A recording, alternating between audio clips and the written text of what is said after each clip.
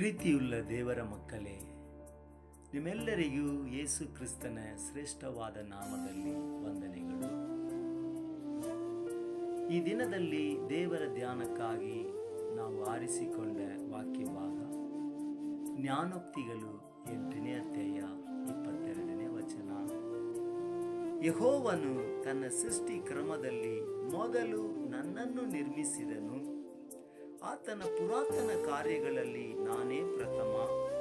ನಮ್ಮ ಕರ್ತನಾದ ಯೇಸು ಕ್ರಿಸ್ತನು ಕೂಡ ಆದಿಯಲ್ಲಿಯೇ ಇದ್ದವನು. ಅವರೇ ಸರ್ವ ಸೃಷ್ಟಿಗೆ ಮೂಲ ಕಾರಣನು. ಯಾಕೆಂದರೆ ಸರ್ವವು ಆತನ ಮುಖಾಂತರವಾಗಿಯೂ ಆತನಿಗೋಸ್ಕರವಾಗಿಯೂ ಸೃಷ್ಟಿಸಲ್ಪಟ್ಟಿತು. ಅವರೇ ಸಭೆ ಎಂಬ ದೇಹಕ್ಕೆ ಶಿರಸ್ಸು. ಆತನಿಂದಲೇ ಸರ್ವ